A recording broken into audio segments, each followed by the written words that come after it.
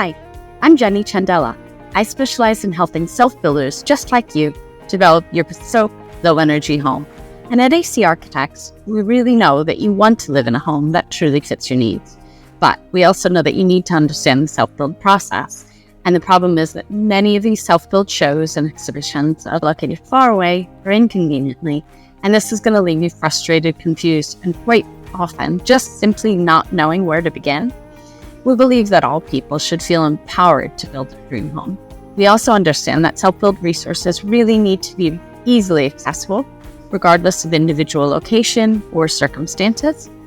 And this is why we're really excited to announce that we've developed the Self-Build Hour. So what is the Self-Build Hour? This is going to be a series of monthly live online sessions. They're going to be completely free and available to everyone. We've also invited self-build experts from across the industry to provide you with their specialist knowledge. And additionally, we're going to record these events so that if you couldn't attend or you wish to revisit the information, you can watch them on demand. So what are you waiting for? Register your monthly Self-Build Hour in order to turn that frustration and indecision into knowledge and action. And now you can stop thinking about your dream home and start building it. We really look forward to seeing you.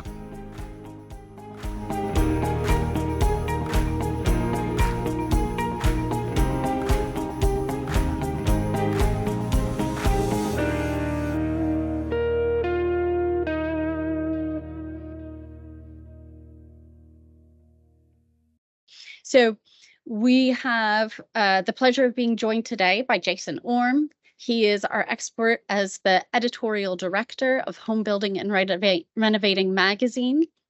He will be providing us with an introduction to self-build and self-build projects. In addition to working on numerous self-build projects himself, he's also advised the government on self-build policy, and he's authored the book, The Self-Build Dream. So we welcome Jason today as an advocate for and promoter of self-builders. And with that, I will let him take the stage. Thank you. Jenny. Thanks, Jenny. I hope everybody can hear me okay. If you can't, then just raise that hand. I think hopefully it should be pretty clear. Thanks for the introduction. And as Jenny said, I've been working in the self-build industry, as we call it, for 25 years this year. I've built houses for myself. I guess most of you might know me a little bit as the former editor of Homebuilding and Renovating. I still speak at the shows, and my job now is to run Homebuilding and Renovating as a business, along with various other homes, magazines, and websites for a business called Future. So I am an advocate of self-build, and what I'm trying to do today is give you a whistle-stop tour of what the process looks like, because certainly from my experience, it's quite difficult to make a start. I think that's the key thing. There's something like, as I've gone on and kind of say in my talk, there's no shortage of people who like to do this, but there's not many people who actually go on to do it. And as a result of that, I think we want to make sure that we're very clear in terms of what we're how we're getting you started on this journey. So I'm going to share with you a very quick visual aid so you don't have to look at me all the time, which is probably a good thing. And hopefully everybody can see this now. Again, if you can't, let me know. Jenny, hopefully you'll shout up if we can't see it. But I'll crack on regardless. So we're going to really posit this as a beginner's guide to building your own home, and it's going to cover some of the things that you'll get covered off in more detail later on in this kind of self-build hour series that Alan Caulfield Architects are providing for you. But we're going to cover off some of the key things really. All of this starts with money, so we're going to cover financing and how self-build mortgages work as a start of this. That's really the most important thing. We're going to cover finding a plot, just a quick guide to getting started on that front as well. And actually, those two first things are the things that are going to stop you. So if you don't go on and build your own home, chances will be because you don't find a bit of land, or because it'll be you don't get your money in order. The rest of it actually is the fun bit, which is designing the house. You might argue that the cost element isn't much fun at the moment, but we'll give you some information in terms of how much is it going to cost you, and then the different ways in which you can actually build your own home. And we put that in there because actually, really, this is a very broad church of people. There's something like 39 people plus me possibly on this call, and we all might well go on and build our own home in a slightly different way. You know, we might use builders, we might use a package company, we might build it ourselves, we might manage our own site, all that kind of stuff, and we might almost invariably use all of those different methods in the same build as well. What makes us unique actually is that, you know, regardless of how involved you're going to be in it, you're reversing the process of which we usually buy houses, which is that a developer builds one and then you decide whether you like one. And actually, really what we're doing here is becoming the property developer ourselves. You know, so we are taking on that kind of instigation of the commissioning of the construction of the house, regardless of the amount of decisions you make. So you're going to be influencing in some significant way the construction of the home that you end up living in. That's really what we're defining as a self-build, and there are of course a million ways to do it, and we'll talk about that in a bit. You're one of about 40, or you will be one of about 14,000 people each year who go on and build their own home. That actually doesn't sound a lot, but it is quite a lot. It's I think taken together you'd be about the third biggest housing developer in the UK, you know, so almost as big as Persimmon and Taylor Wimpey and that lot. If you were taken together, of course, you're not a single entity, but there's about 14,000 people a year who want to do it. So who do it, and something like 1 million people a year who actually want to do it, according to the surveys that we run. The reasons why they don't, obviously, we'll talk about in a second in terms of finding the land and the finance, but the reasons why they do are plentiful. You know, they generally, most people come to this because they don't like what they can get on the open market, so they're pretty dismissive of the houses that our friends at Persimmon and Taylor Wimpey might build. And you only need to read newspapers and listen to the radio pretty much weekly to hear stories about the standards of new mass scale developer housing. Primarily speaking, people do this because they want an individual design, and that could be a design from an aesthetic external perspective. You know, I like really cool contemporary kind of mid-century housing. I can't buy that on the open market. Equally, it might be that you want 7 bedrooms and it's really difficult to find a 7-bedroom house. You know, so the individual element of what you want from a house is really why you're here, of course. It might also be really because you actually want the house how you want it. You know, so good example of this is that if you were Persimmon or Taylor Wimpey sat in their offices and you were specifying a house, as in deciding what was going to go into it, you know, you would be choosing, relatively speaking, the sort of highest return bricks and the cheapest cost insulation to go in and meet the building regulation standards. Now, that's all very well, and that's what you would expect them to do, and I would do that in their situation too. If you're going to live in the house, that's different. You know, and if you're going to live in the house, you're going to want to actually put more insulation in, and you're going to want to have slightly nicer bricks because you're going to feel them and touch them and see them every day and benefit from the insulation, of course. So these houses tend to be better built because actually they take into account the people who live in them much more so than the standard developer houses. All sounds great, doesn't it? You know, and who wouldn't want a bespoke individual kind of grand designs house? And I'll talk a bit about grand designs in a minute. Generally speaking, when you do those bespoke things, you tend to pay more for them, bespoke tailoring and all those kind of things in the market. The good thing about this, you know, the journey that you're about to embark on is that actually you're going to become a property developer, whether you like that thought or not. And actually with the development of housing comes, you know, the risk, obviously, or the trauma and the stress that you might well end up going through over the next couple of years. But equally, you get the reward, which is the uplift in value, the profit that the developers make. And typically, on average, that's about 30%.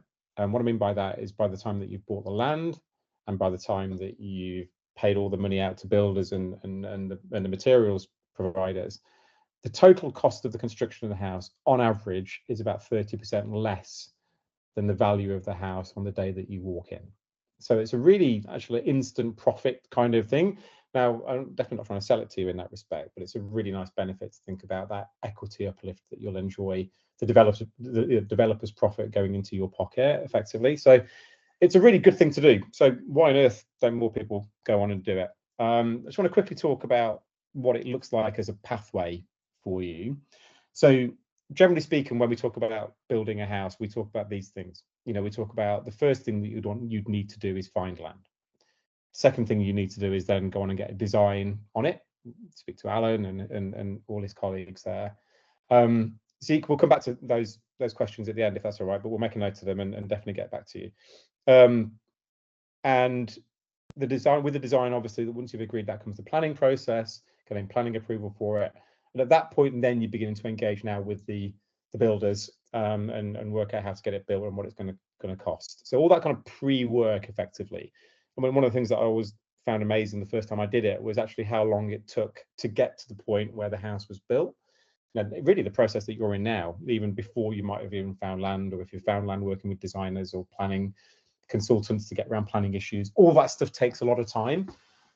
Then you're into the construction, which is actually usually 9 months, 12 months, 6 months, depending on various factors. And then really you've got landscaping, finishing and moving in. So like when we talk about building a house, we actually really are talking about the whole thing.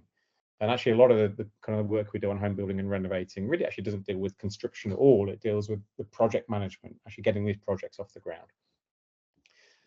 Now, from a finance perspective, I think it's worth saying that one of the kind of the spirits of this talk really is to help you avoid the stresses that you might get or might worry about getting if you've watched too many grand designs. Effectively, we all love grand designs. In fact, I started the year that started on Channel 4 in 1999, and I think it was very much responsible for the boom in interest in self-build, but obviously also painted a picture that for most people it would lead to either bankruptcy or divorce or heart attacks or all three. And actually what we tried to do is, with talks like this and the ones that are going to be appearing in Self-Build Hour, really try and de-stress the situation. And my view very strongly is, generally speaking, the stress comes from money, and it comes from money in various ways. But I think the most important thing to do is not to overstretch yourselves and to be very clear with yourself in terms of how much money that you can generate. So I just want to quickly talk about budget, because actually all of it should start with a budget. How much money have I got to spend on this? And if you can filter that through in terms of all the decisions that you make, then that can generally de-stress the situation. So, we all know fairly obviously that the budget is a mix of what you can borrow and what you've got, liquid savings plus borrowed funds. Typically speaking, these self-build mortgages, and I'll talk about them in a second in terms of how they work, you can generally get up to 90 to 95% of the cost of the land, the plot, and 90 to 95% of the cost of the actual construction itself. Now, the land money obviously is released. There's 95% of the purchase price, so they'll give you that, and then you pay the rest as deposit. And then in terms of the actual construction, that's released in a range of stages throughout the build. Now, depending on the provider, Builder Store, whose slide I've nicked here is a pretty good one, that will either be in advance or in arrears of the work being completed. But this isn't a seminar to give you financial advice, but the point being that these mortgages work in the way that they give you staged release of the amount that you've borrowed. So if you were borrowing 200,000 for the construction element, they wouldn't give you 200,000 on day one. They'd give you 40,000 to get up to, I don't know, roof height or whatever. So the sort of the stages tend to release as you go, and that helps a little bit because obviously you're only paying interest on the bit that you borrow. The other thing to know is that for almost everybody, these self-build mortgages get converted to a standard. You basically remortgage at the end of the project, and you can convert them to any old regular property mortgage that you want, HSBC and the like. So these are specialist lenders, and usually, the secret is in the name. Most of them are building societies who lend into this market. So you are really well advised to have a chat with somebody like Build Store, the brokers, just to get a sense of what you can borrow and how it's going to work. Hopefully that gives you a bit of an oversight in terms of, generally speaking, how it actually works for most people. Most people will need to have some money to fund the cost of the land up front. What most lenders don't do is give you the money in addition to you owning a house already, in terms of you paying a mortgage. If you've got a house that you live in, you've got a mortgage on, for most people, you are going to have to think about selling that in order to go on and fund the purchase of the land and then the construction of the new house on it. So again, a conversation for the likes of Build Store. I think it's useful for you to do that. The sort of finance bit is key, obviously, and once you've got that element of like, I can get £500,000 and this is my budget, you are then working out how to go on and find the land on which to build the house. Now, one of the questions I always get asked is roughly how much should I be spending as a percentage of my budget on the land? And I'm afraid one of the things that you're going to have to get used to when you think about self-building is the great horrible answer, it depends. I always come back to one of my favorite kind of quotes on it is, if somebody asks me how much does it cost to buy a car, it depends. It depends on how expensive the car is, and building is very much an it depends world. The point being, in terms of this land versus build costs percentage, I think generally speaking, it follows the local market. And what I mean by that is that building materials and the cost of building varies less nationally than the cost of land. Point being, if I was building in Kensington and Chelsea in London, the most expensive part of the country, I'd be expecting to spend probably 80 to 90% of my budget on my bit of land that I've been lucky enough to find, and just squirreling away to try and find enough to build a house on there. The point being, in Scotland, where plots generally, or Lincolnshire, where plots are relatively plentiful and relatively cheap, that percentage is going to be a lot lower. I'll talk about what the costs are and how to put together a budget in a second, but there's certainly no hard and fast rule. I think the way to price a plot is very much around working out from the end value of what the house is going to be that you build on it. So actually, estate agents in this sense are actually very useful to you.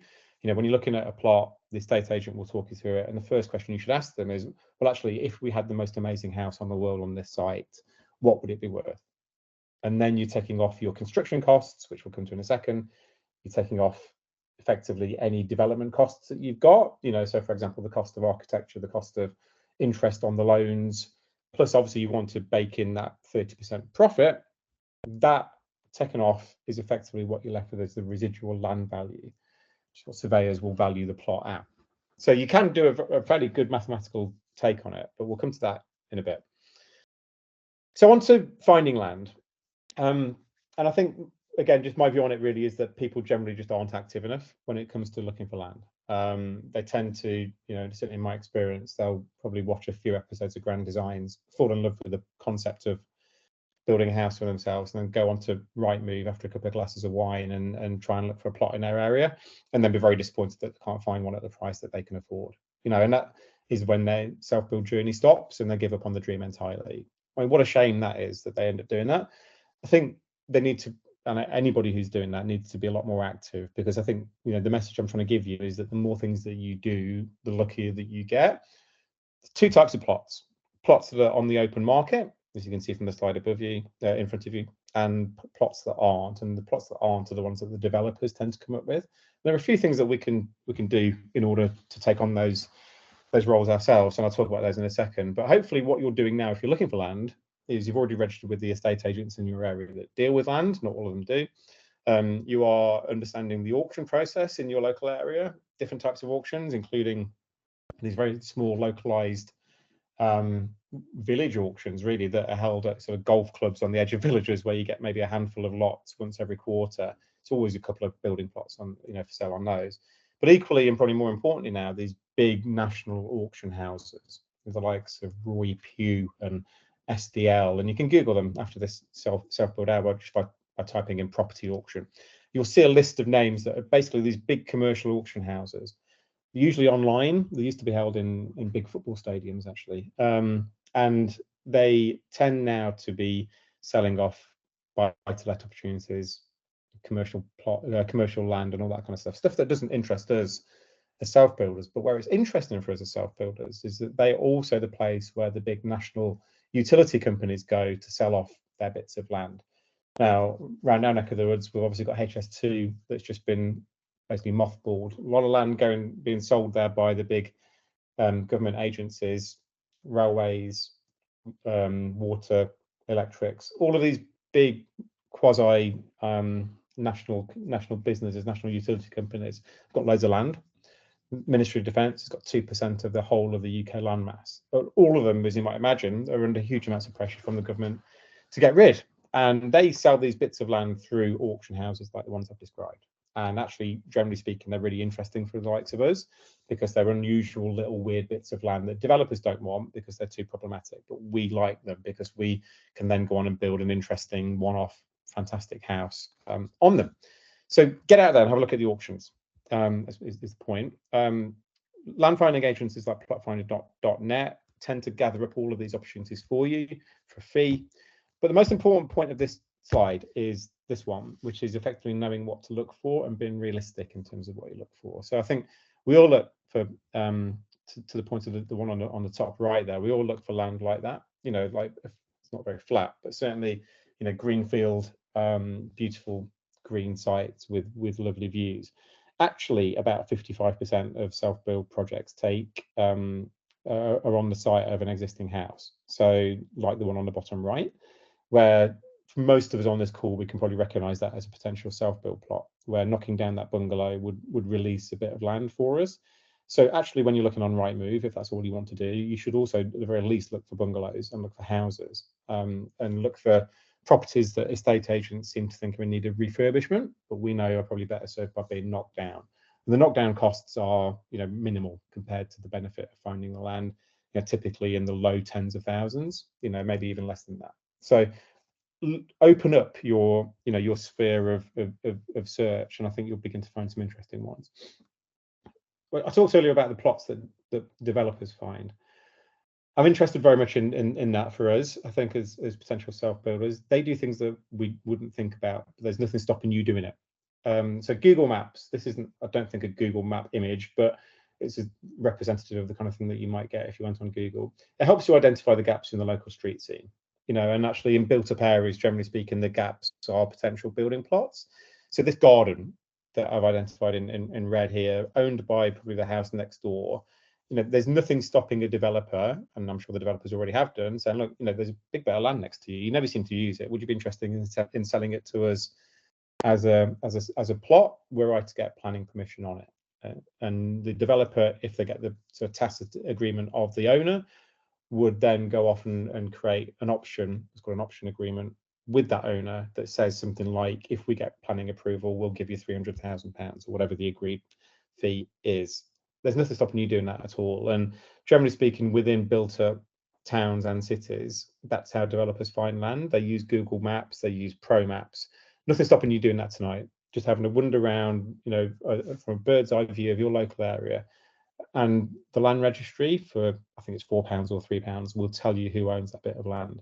And it may well be that actually the owner of it didn't even know that it was a potential self-build plot, and they've been sitting on something that is a potential windfall for them, and they'll be delighted to get the money. Thanks very much. You know, almost certainly not. But actually, the more you do of this kind of thing, the more chance you've got of it landing. Also worth saying, you know, who knows about plots? It's usually the local building network. So it might be builders that were maybe quoted to create a house on a bit of land. They didn't get the job, but actually that bit of land never got built on, and I don't know what happened to it. Nothing, you know, they're going to know about stuff like that you don't. Architects will know about land that they've done designs on that never got built on. Even local small developers will own land that they don't build houses on for various reasons. So the more that you can get out there, even in terms of talking to the subcontracting trades, you know, the electricians and the plumbers and the like, they know about stuff that, you know, that you don't. So I think the more that you can talk about that kind of thing, the better. Okay, so that's again a whistle-stop tour through plots. I think, you know, the reality of it is that the more you do, the more chance you've got of being successful. You know, and certainly the way that I've found land in the past has always been accidental. It's never been entirely as per the textbook. But I think certainly, you know, my view is the more things you do, one of them will eventually land for you. So once you're through raising the cash, understanding what the budget is, getting the land, you've done the hard bit. You're on to the bit that actually you're really interested in, which is designing a really great house for yourself and your family. And you don't need me to give you loads of brilliant design advice. That's what certainly really great architects like Alan Caulfield's team can do for you. But what I do want to do a little bit is talk about the process and how you might do this. Now, I'm aware that obviously we're in a self-build hour that is run by an architectural team. My view is that generally speaking, you know, you can build whatever you want. There's three things that will stop you doing that: the planning climate in your local area, which I've no doubt you'll come up against, the budget, of course, and also to a degree engineering. Although if you're a fan of grand designs, you'll recognize that beauty on the right, which looks nothing like a house and shows really that engineering actually has very little impact on how houses look and are built these days. The point being that it's your relationship with the designer that will be key to unlocking this process. And actually, you know, there are a million people who can design your own house. If you were mad completely, in theory, I could do it for you. You wouldn't want me to because I'm a terrible designer. But the point being that you need some sort of professional help. some sort of professional experience. And we ran some surveys on home building and renovating back in the day, where we found that something like 25% of people were planning to design their own home, which is insane. You wouldn't design your own car, you wouldn't design your own clothes. And the point being, don't design your own house. This is going to be the biggest life-changing investment that you'll ever make, I suspect. And therefore, you do need experience, and you need the professionalism of a really good designer to come through. And I'm using that term very specifically. Architects, designers, what you need is the skill of the person involved and the experience that they can bring to you. So what you should be looking for, and I'm aware of, obviously, I think probably most of you already decided, because you know Alan and his team very well. But if you haven't, you should be looking at things like the build rates. So how many of the designs that actually this team that you're looking at has gone on to design have actually gone on to be built. So obviously designers get paid on the design bit; they don't get paid when the house gets built. So you want to actually have that as a measure of success, because that's really what you're paying for. Be really clear with them in terms of the fees. I think that's an important point, and it can get can become a bone of contention, I think, between you and designers if you're not clear on that. When you get a surprise invoice from them, that's pretty hurtful. So make sure that you expect everything that you're going to get. And I think probably most importantly, be really clear in terms of the brief and the briefing process. And it's going to be interesting to get at some point Alan's views on this and his team's views on it at some point. But I think my view is that as a lay person, clearly you don't want to be telling an expert what to do with their job. I certainly wouldn't expect anybody to tell me how to run magazines and websites, or that doesn't seem to stop them. But my point is that leave the experts to do what they do well and give them the bare bones of what you need. So I think at some points I see people who massively overbrief, where they will literally buy a 10 quid CAD package from Argos, spend evenings and weekends on it, diligently creating a really awful looking house with 4 beautifully designed, completely square bedrooms, and then give it to their designer to redraw for them and then submit as a planning process. That is a complete waste of everybody's time, I'm afraid to tell you. The opposite of that is underbriefing, where effectively you're saying to a designer, I'm just so glad that you've taken me on board, just design me a fantastic house, please. That is too much. You need to be giving them what I would say are hard requirements. I need 3 bedrooms. One of them's got to have an ensuite with this. I need to have it, 4 stories high, or whatever. All the things that are factual are the things that you need to give them. And then I think if you can begin to give them a flavour of the kind of designs that you like, obviously, hopefully you've chosen them a little bit in terms of the designs that they've already done, then you'll be able to get that value added, and you'll see something as beautiful, hopefully, as that image in the top right, that is created entirely through professional design. It's not created by amateurs having a good go on CAD software packages. So give them the brief, let them do their work is the important bit, because that's the value that you're getting. This is a whistle-stop tour, and I'm always conscious that this is probably the most important one. What is this going to cost me? I talk to Alan quite a lot at the home building and renovating shows, and we often have a bit of a laugh about this bit, because it does change. And I know that Alan, will have his views as well, I think, in terms of what we should be talking about. But by and large, I think there's a finger in the air view. If you're allowing something like £2,000 a square metre to £2,500 a square metre at the moment for your build project, then you won't be too far wrong. And what that means is, for every square metre's worth of space inside the house, it's going to cost you between £2,000 and £2,500 a square metre. What you get for that is everything that's included in the house, from the foundations through to the paint. But what it doesn't include are the things that you can take with you were you to go. So, for example, TVs and sofas and so on. And it obviously doesn't include the land as well. So if you think about that in when you're imagining, well, actually, what can I afford to build for the money I've got? A typical developer show home would be in the region of about 150 square meters, maybe 170 square meters. And the 3-stroke 4-bedroom houses that you see on estates, that gives you probably a sense of the size. So 150 square meters times 2,000 is, I think, £300,000 if my maths is right. So if you were to build that house, the estimate that you would get from me now is that's going to cost you £300,000 ish. Now, that's as far as I would go, because actually the broad range of what most people end up spending is between maybe £1,500 and £3,500. And even now, I still see people building houses maybe £1,000 a square metre, all the way up to £20,000 a square metre. It's back to my old car analogy. It's kind of, you can really spend what you want. And I'll talk to you about how the costs are made up in a second. But my point is that, when you're beginning to kind of like talk to people about, can I afford to do this? And we're back to that bit about how much of the budget you can spend on your land versus the build. £2,000 to £2,500 a square metre is not a bad way to think about it. And just to be clear, again, what we mean by that is if you had a bungalow that was 10 metres by 10 metres, that's 100 square metres worth of space. And if you had it as a 2-storey house, that's 200 square metres worth of space, right? So I'm aware that we talk about these things and assume people know what we're talking about. I just want to be really clear.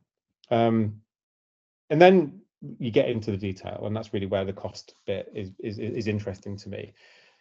So these are two, just designed to illustrate the point I've already made, really, which is, these are both houses, but actually clearly the one on the right is going to cost an awful lot more. It's bigger, it's got a swimming pool, it's got loads of cool architectural detailing in it, it's got some fancy looking windows.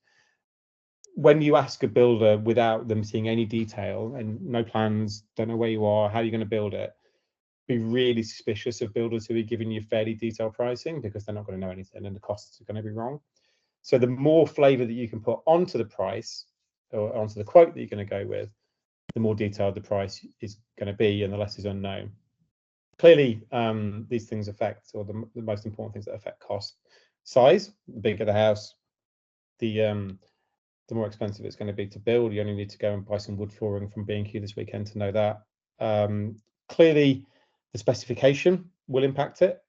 So if you want to put a swimming pool in, that's going to cost you probably £70,000 to £100,000, if not more. So the choices that you make, is what I'm saying, are going to massively impact on the cost. That's all very obvious. How you build it, we talked at the start about the different ways to self-build. Actually, how you go on and build these houses is going to impact on what it costs, and I'll tell you why in a second. And also, to an extent, the design. And this is, I think, a fascinating, although slightly simplistic view of the impact that design can have on value and cost. So these are two bird's eye views of bungalows. One is a square and one is a rectangle. And you can see there that actually they've both got the same amount of external linear walling. So the square has got 10 by 10 by 10 by 10, which is 40 linear meters worth of wall, and the rectangle has got exactly the same. So 15 and 15 is 30, and 2 5s gets you to 40. So both the same amount of bricks that have gone into those shapes, but you can see, because it's a square, you get 25 square meters more worth of space from the design that you've chosen, as opposed to a rectangle. Let me be really clear with you. None of you should be going away to speak to Alan at the end of this and saying you want a square house. What I'm saying is that every single decision you make around design is going to impact on the quantity of materials, the impact, the time it takes to build these things. So just be really mindful that actually budget is a really key thing for you, and for most people it is. The more complex the design, the more intricate all the curves and the shapes. I'm one of those people who tends to put curves. I love curves on walls. They're horrifically expensive to build and can be quite tricky. So if you want simplicity, then, or if you want budget as a key thing, then simplicity is really where you should be at. This is really what I like to think about when I'm looking at costs. Effectively being really, really upfront about what you've got to spend is really obviously critical. And then I think the important bit is to really begin to deal very early on, I think, where you can, with builders. Because actually with the arbiters of the cost are going to be the builders. The designers and architects will know about costs to a degree, but actually the people that you're going to be paying are the builders. So actually, why not get them involved much earlier on than you might well have previously imagined? The more you can engage with them, the better. You engage with them again after you've got that conceptual design, and then you've got a final specification once you've finally gone through the process with the builders and the designers. And it's at that final spec stage where you know exactly what brick you're using, exactly what window you've chosen, exactly what wooden flooring is going to go in, that you should have a fixed cost. And we did a lot with both new build housing and renovated housing on home building and renovating. And my view is that actually building a house from scratch, you are, once you're out of the ground, I think in particular, in complete control of the costs. So if you've been completely brilliant in terms of the detail that you've given to your builder and the designs come back with everything specified already, there should be no surprises. And so therefore actually the need for contingency is there, but it's really only there because actually materials prices might have changed, or a labour quote might come back because actually somebody can't do it and somebody else who's more expensive needs to. That kind of thing is really where, you know, cost detailing and value engineering is part of a really sensible approach to building houses. A really quick illustration of, actually, I talked earlier on about the costs and the benefits, the value of building houses. This is an example of what a developer would expect to get from a house. Effectively, you can see there the red bit is the cost of the land. So what Persimmon are paying per land is about £30,000 a plot.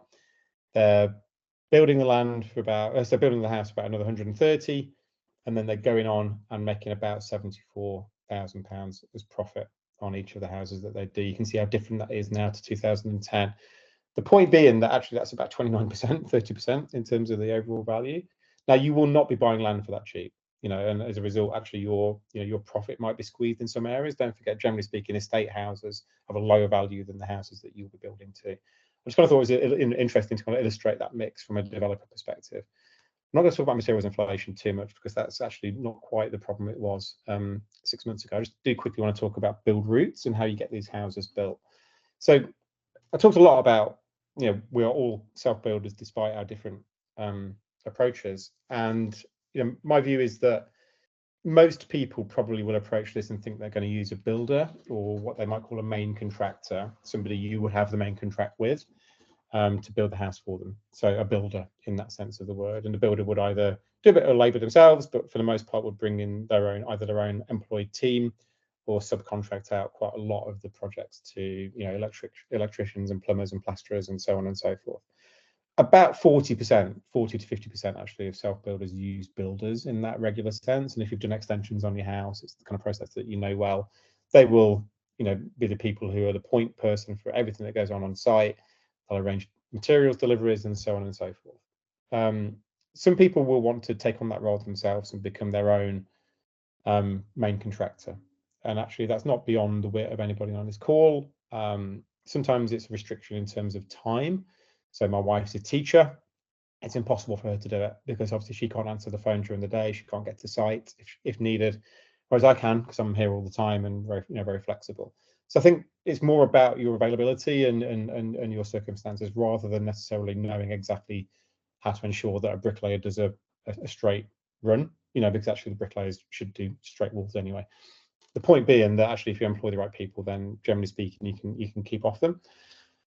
Some people will use a package company. About 1 in 10 will use the package companies that you've no doubt seen on Grand Designs if you've watched that TV show, the design and build companies, where you go to them directly. They are good in that, generally speaking, you'll have a relatively stress-free project because actually you're outsourcing almost every single thing to them and it's their problem to deal with. It's very much a kind of tailored service. Obviously, what you do now as well is paying for it because you're outsourcing some of that risk as well.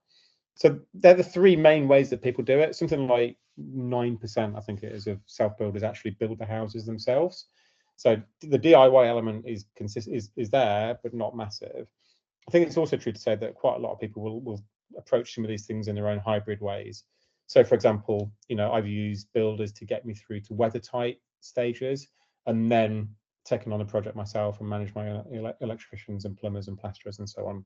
So you can do that, and as long as you're clear with the main contractor up front in terms of your involvement, the better. I'm kind of aware that I'm running out of time a little bit. I do want to wrap up with these really important points. There's a lot of information available to you on the internet, and it's self-build hours, and I'm sort of conscious that we shouldn't overload you early on, but these are really important, I think. So 5 things to take away. The first one really is around making sure you understand what's important to you. We are all different. You know, we've all got different reasons for doing it and different constraints on why we do it. Some of us might need it done in a hurry. You know, some of us might have a very tight budget, and some of us might have just sold a business and have got 80 million quid in the bank. You know, the point being that actually if you're clear on that in terms of how you're going to make these hundreds of decisions that you're going to make, and you're going to make hundreds of decisions, then that really gives you a bit of a fast track to filtering through them. This is an interesting old builder's bit of wisdom called a builder's triangle. Effectively, the point here is that you can have 2 but not 3 of the points of the triangle, and you've got to choose which ones you want. So it's there to illustrate the point about priority, but it's interesting anyway.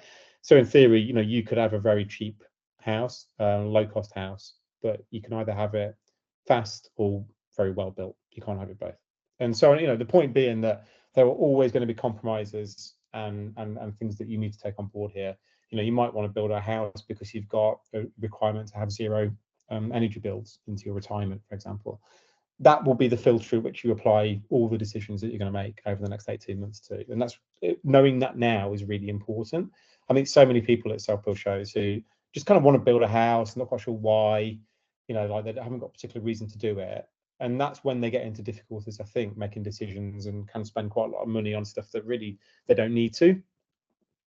I think this is really important. In many ways, the gap between design and build is in many ways the grand design's drama. The point I'm making is that what generally happens, and if you've done extensions on your house in the past, you might remember this, is that you will go to a designer, you'll tell them the budget, and then after about 6 months of back and forth in terms of the design and getting planning approval for it, you then go out to builders, and the builder quotes come back and they're twice the price of what you'd hope to spend. And that is a failure of the process. There's no question of that. It's not that the house, it's not that the builders are trying to rip you off. It's just that they're quoting on what the design is. I'm a big fan of trying to narrow that gap and effectively integrating the design and the build bit. And the good architects, I think, will be very aware of that and ensure that the achievability and the buildability of the house is baked into the design process. Because what happens on grand designs often is that they'll come up with an amazing design. The budgets are tight anyway, and then they'll go out to builders, and it's always way more than they can afford. Then they're back to the designer, and they're chopping a few bits off the house, and they're compromising and borrowing more money, and it just piles on compromise and stress and constraint into the project, in my view. And that is really where grand designs lives. But for most of us, we want to avoid that stress. So, the more upfront you can be, the clearer you can be with costs, with buildability, with achievability from the start.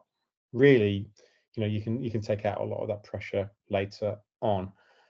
Kind of made this point quite a lot, but the point being that really all this, the truth of building really is that actually you can kind of fix anything with money. If you've got the money and something's gone wrong, then you can do it. But if you've got no money, you're not going to be able to go any further. So certainly, be realistic with yourself in terms of what you're budgeting for this.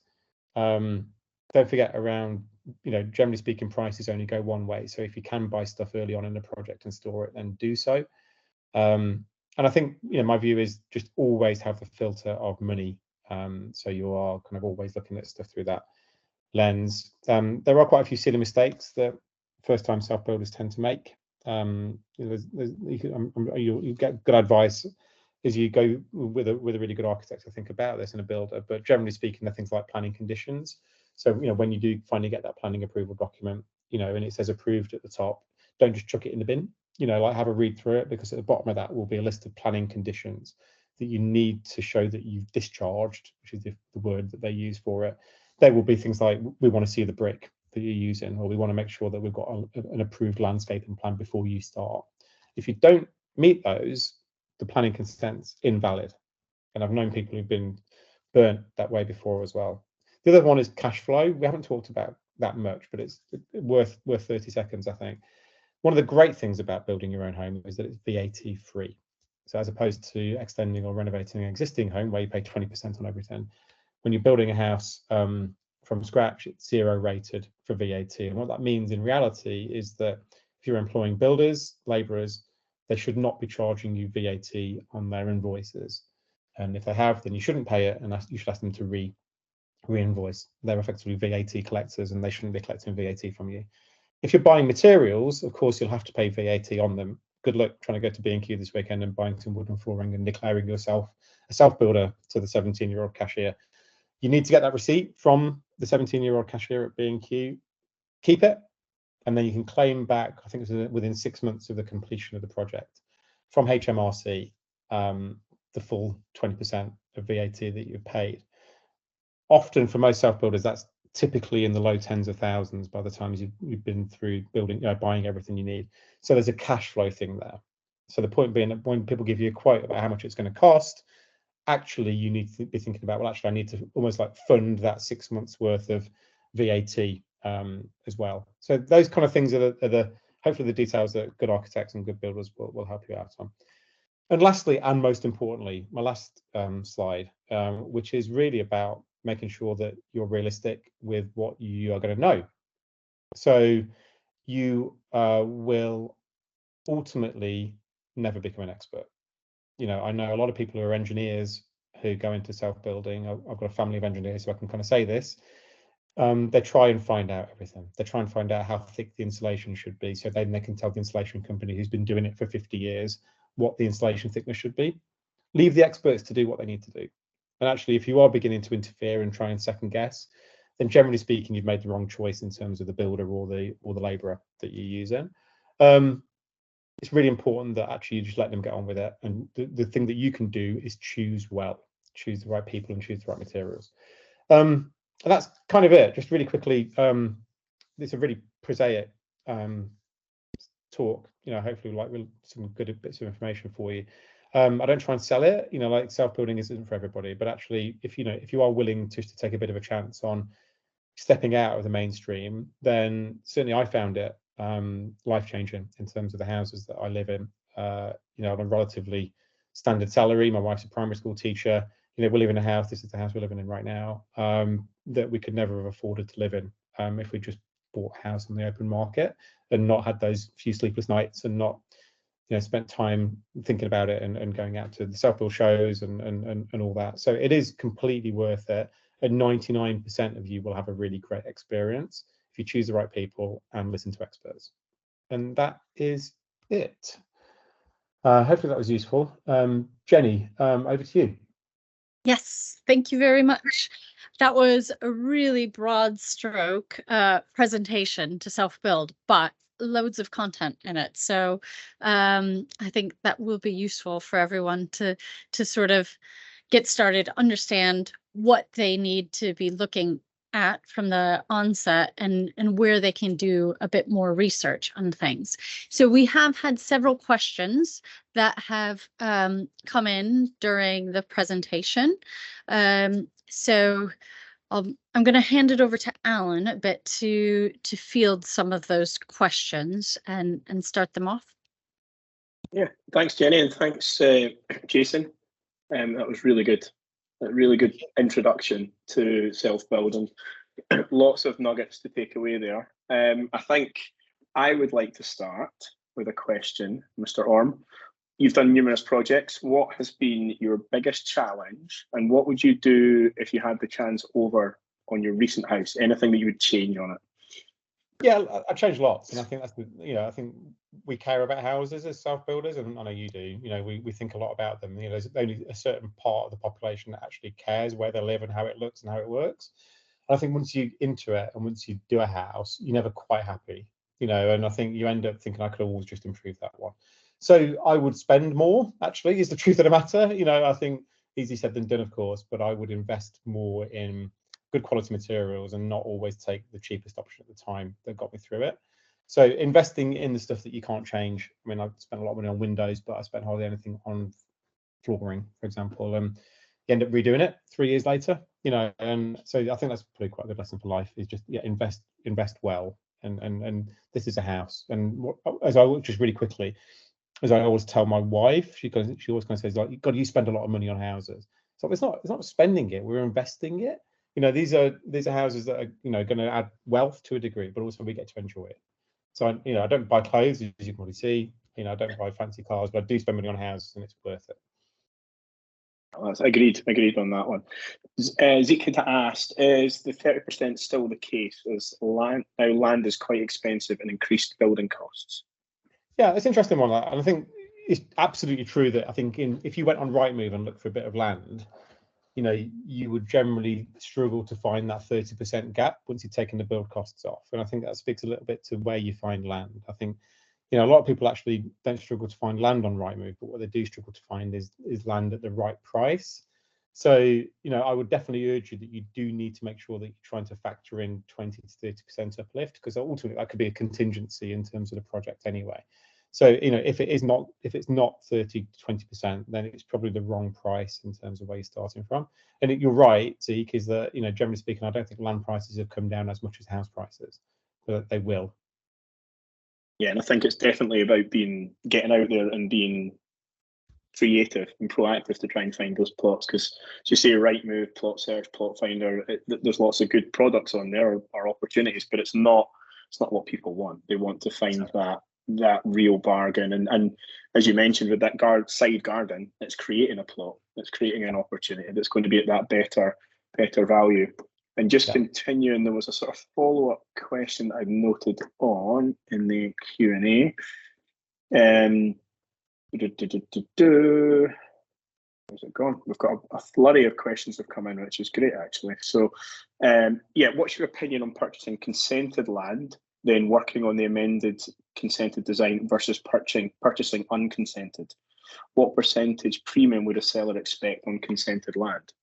Well, yeah, I mean, certainly you could definitely argue that a definition of a building plot is one that's already got planning consent on it. You know, and so generally speaking, I've never ever bought land that hasn't got planning approval on it.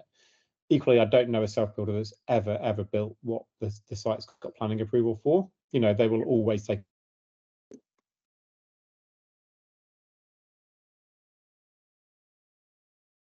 You still there, Jason?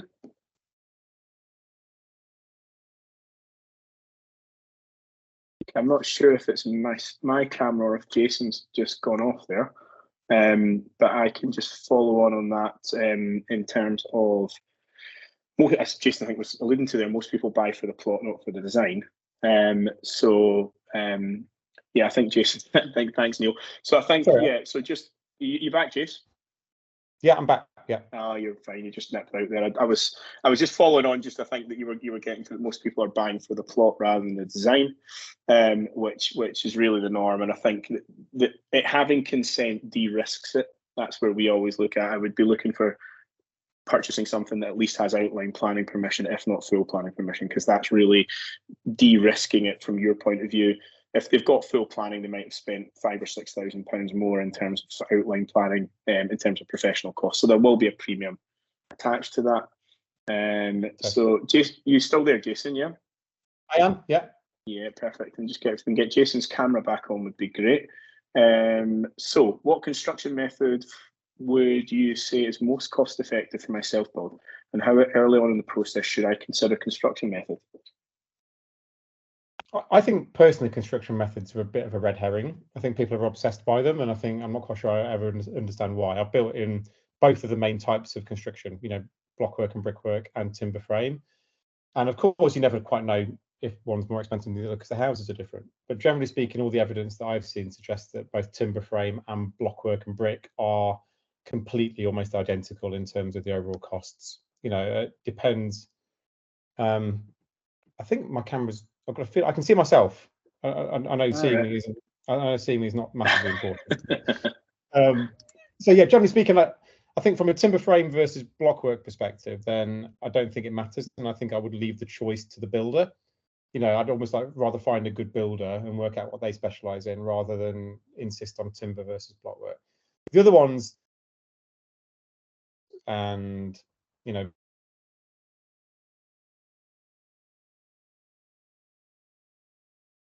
I think we're losing Jason a little bit with the internet there. So we'll just continue on with trying to rattle through these last couple of questions. I think there was a correction on the VAT. So it's a 3-month VAT reclaim. And Gordon had asked, can you reclaim this in stages? My understanding is no. You've got one-off chance to do this in terms of one hit after 3 months. And if you're wanting to move in, one thing people quite often do is try and cut costs by not finishing and then try and move in early. At that point, you'll be practically complete in the eyes of HMRC, and you won't be able to get the VAT saving on the other parts. But we do hope to have Andrew Jones, the VAT man, the sort of leading industry expert, as one of our guests in the Self-Build Hour in the future. I'm just trying to see if there's anything else we can get through. I think, as Jenny said, we will be trying to answer all of these back in the recorded option that we'll give out of these. How do I navigate through all the available experts to make sure I pick the right one on my project? That's a really good question, actually, just to finish on. I think doing your due diligence, speaking to at least 3 people, whatever it may be, architects, structural engineers, designers, and getting fixed costs, no percentages of construction costs. We need to know what our fixed costs are going to be.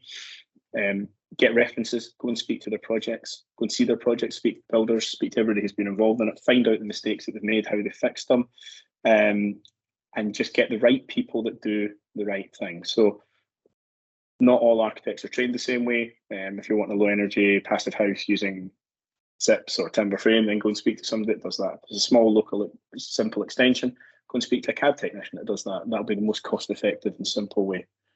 So I think we've got through most of the questions, Jenny. Yes, there are still some questions unanswered, but we anticipate that. I think we've gotten through a lot of the themes of the various questions. So I'm just going to summarize Jason's talk right now with sort of the top takeaways that I jotted down during his presentation. So number one is just that you should have a clear understanding of your budget, and working within that budget is really important for de-stressing the project. Number two, be creative about searching for your plot, because this is going to give you the best opportunity for competitive pricing or lowering the cost of that land. Surround yourself by the right expertise and the right experience for the greatest success within your project. For different projects, that may be different people, different experience, different expertise, and always start with a well-considered brief. So additionally, size is one factor related to costs, but it's not the only factor. Evaluate your own skill sets and time to determine the best build route for your project. And finally, just clarify your priorities, as this will help you guide your decision making. So with that, I thank you all for joining us today. I thank Jason for joining us as our first expert speaker and presenter. I think it's been a really informative session. Our next session is going to be taking place on the 14th of December. That's once again the second Thursday of the month. It's at 1 p.m. Tom McSherry will be presenting to us from the Build Store, a slide of which you've seen from Jason. And he's going to be presenting on funding and protecting your project. So those of you who are here have already signed up. You'll receive a notification closer to the date with the Teams link. We will be sending out a presentation an email following this presentation that includes some of the links that were put into the chat on Teams, as well as just additional information about the upcoming events. Following that, we will, as soon as the video recording of this is online and ready to be viewed, we'll send you a second follow-up email that just tells you that it's been uploaded and you can access it and where you can access it from. So thank you for your participation today, and good luck with your projects.